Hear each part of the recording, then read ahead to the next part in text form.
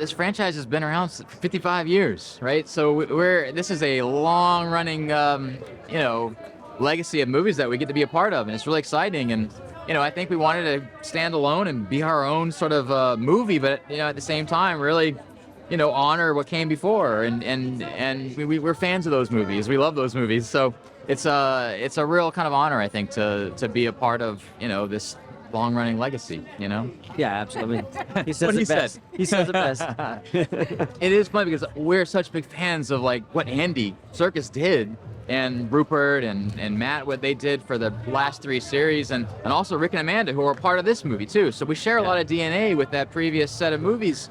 And we have our roots in those movies, so but it was also really fun to kind of get some distance from it, so that we could kind of explore kind of a new look on what's happened to Caesar's legacy, how that myth and legend has kind of shaped and have been twisted by other characters, so it opened up a lot of opportunities for us, I think, story-wise, to introduce people to a new set of Ape characters and a new type of story. And just a new kind of theatrical experience where you all get to go visit apes on horses again. You know what I mean? It's awesome. I think people are going to fall in love with Noah.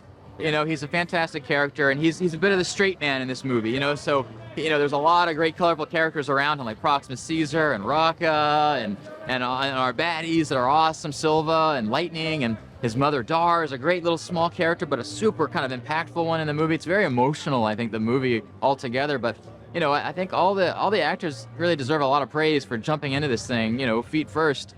This is their first time doing this. This is our first time doing this kind of a movie, and it's a unique kind of experience for them and for us making it, and we put a lot of love into it, so hopefully fans love it.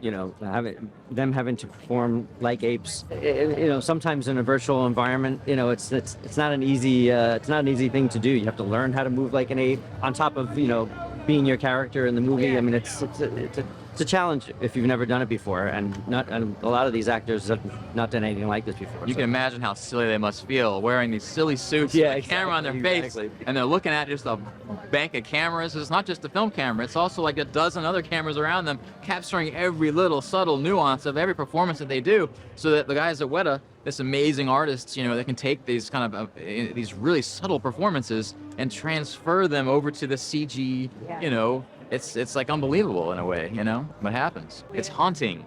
It's a beautiful world that is like I personally want to go and live there and sit in that place. But it's also, there's a melancholy to it because, it's the mistakes of what the humans, left behind, So all the treasures and the lost knowledge that kind of exists just under the surface of all this beautiful greenery. It's cool. It's a cool concept.